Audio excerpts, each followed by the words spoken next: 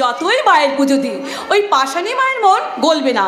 নইলে এই যে আমি ঘাটে যাওয়ার ছল করে 5 বার যাচ্ছি, মাকে একবারও তার সঙ্গে দেখা করে দিতে পারে না। দূর চাই, তার কথা চিন্তা করে কি হবে?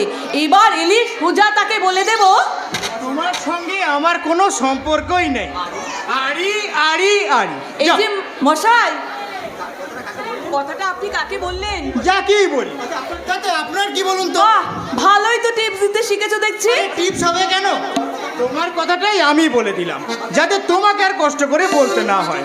খুব যে দরদ দেখছি। আরে এতে আর দরদের কি আছে? তুমি যখন আমার সঙ্গে কোনো সম্পর্ক রাখতে রাজি নও, তখন আমি চলেই যাচ্ছি। চলেই যদি যাবে তবে এলে কেন? তাই আমি বলছি, আজ মন চেয়েছে আমি হারিয়ে যাব, হারিয়ে যাব আমি তোমার সাথে। আজ মন চেয়েছে আমি হারিয়ে যাব, হারিয়ে যাব আমি তোমার সাথে। সেই অঙ্গীকারের রাখি পরিয়ে দিতে কিছু সময় রেখো তোমার হাতে। আজ মন চেয়েছে আমি হারিয়ে যাব।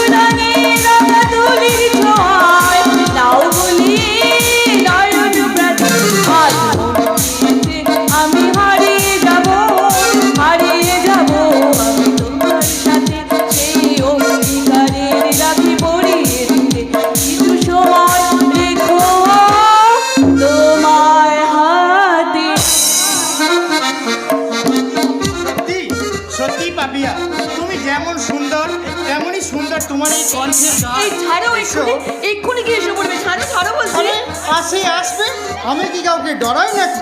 শোনোনি সেই হিন্দি ছবিটার নাম প্যার কিয়া তো ডরনা কিয়া, বলো।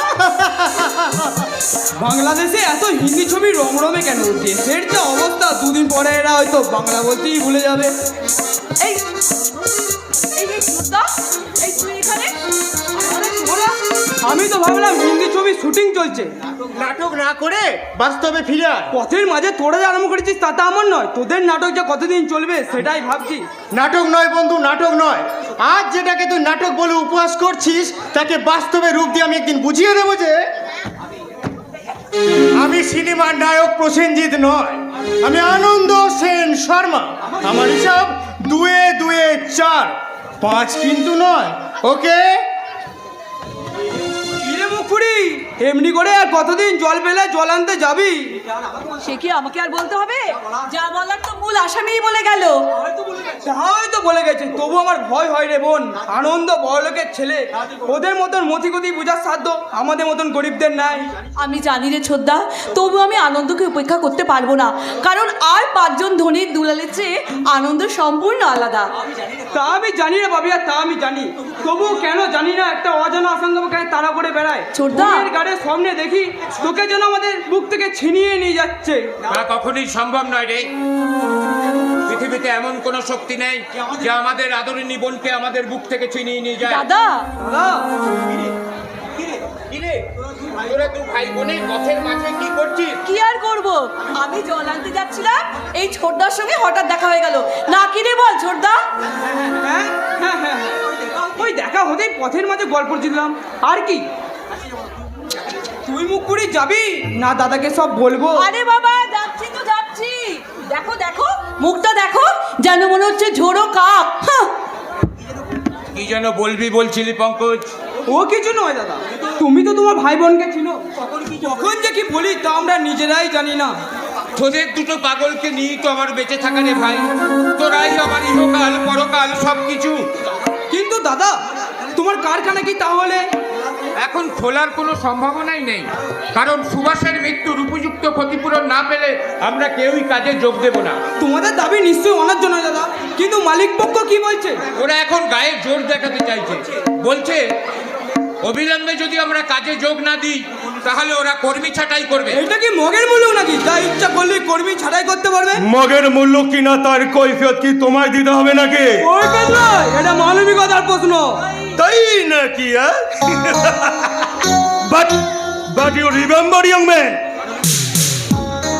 এই মানবিকতা আছে বলি তোমার দাদা এখনো বহাল তবিয়তে চাকরি করছে। আমার দাদা কারো দয়ের দানে নয়, নিজের যোগ্যতায় চাকরি। এমন ভাব দেখাচ্ছেন যেন আপনার দয়ে আমার দাদা। সেই বোঝাপড়া আমি তোমার দাদার সঙ্গেই করব। বাজে কথা বাদ দিয়ে বলুন বড়বাবু, আপনি হঠাৎ এখানে? না মানে জানতে চাই আপনাদের সিদ্ধান্তটা কি? নতুন করে কি আর ডিসিশন জানাবো? কর্মরত অবস্থায় একজন শ্রমিক মারা গেছে, তার উপযুক্ত ক্ষতিপূরণ না পেলে আপনারা কাজে যোগ দেবেন না, এই তো। কিন্তু আমার সিদ্ধান্তটা শুনে রাখুন, আপনারা কাজে যোগ দেবেন এবং কোন রকম ক্ষতিপূরণ ছাড়াই। Do you understand? এখানে আমাদের ভয় দেখাতে এসেছেন? না না মানে বুঝিয়ে দিতে এসছি যে ওই শ্রমিক নেতা হলে শ্রমিকদের কাছে সম্মান যতখানি আর দায়িত্বও ঠিক ততখানি, আর তাছাড়া বিপদের পরিমাণটা আরো বেশি বেড়ে গেল দেখছি।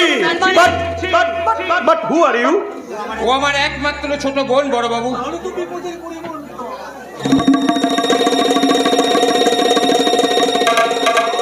তাহলে তো বিপদের পরিমাণটা আরো বেশি বেড়ে গেল দেখছি। মানেটা এখন নয়, ও পরে হয়ে যাবে। আজ আমি আসি কেমন? আশা করি আগামী কয়েকদিনের মধ্যেই সম্পূর্ণ এবং সত্যহীনভাবে আপনাকে কাজে যোগদান করতে পারবো। তা নলে বৃথাই আমার নাম বিশান সেন শর্মা। ছোট করে বিশ।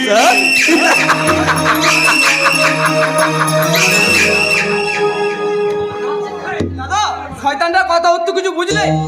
একেবারে যে বুঝিনি তা নয়, কিন্তু কোনো কিন্তু নয় দাদা, ওই শয়তান আমাদের মুখের গ্রাস নিয়ে ছিনিমিনি খেলছে, তাই আমরা মেনে নিয়ে নীরবে চোখে জল ফেলছি। তাই বলে তোমার মালিকের ছেলে বলে ছেলে কথা কইবো না দাদা। পঙ্কজ, হ্যাঁ দাদা হ্যাঁ, আর যেই চোখে অভাবে অনুটানে বেদনায় ওষুধ ধরছে, সেদিন এই অশ্রুই আগুন হয়ে ওদের লোভ আর লালসার সংসারকে জ্বালিয়ে পড়িয়ে ছাই করে দেবে। দাদা, আমার মনে হয় আমাকে ঘিরে এই তোমাদের জীবনে অশান্তির কালো ছায়া নেমে আসবে দাদা। ওরে বোন, নিয়তির অমোঘ বিধানে যদি তা নেমে আসে কোনোদিন, আমরা দু ভাই বোনে কালো ছায়ার প্রতিবিধান করব, তবু তোর গায়ে একটু কাঁটার আঁচল লাগতে দেবো না রে বোন, কাঁটার আঁচল লাগতে দেবো না। শয়তানের কালো হাত ভেঙে দিয়ে আমরা বুঝিয়ে দেবো যে আমরা গরিব হতে পারি, ওদের মতন আর্থিক কল্যাণ আমাদের না থাকতে পারে, কিন্তু শিক্ষা দীক্ষা মানবিক মূল্যবোধ কোনো অংশ আমাদের কম নাই, বরং ওদের চেয়ে অনেক বেশি আছে। এটাই আমাদের গর্ব, এটাই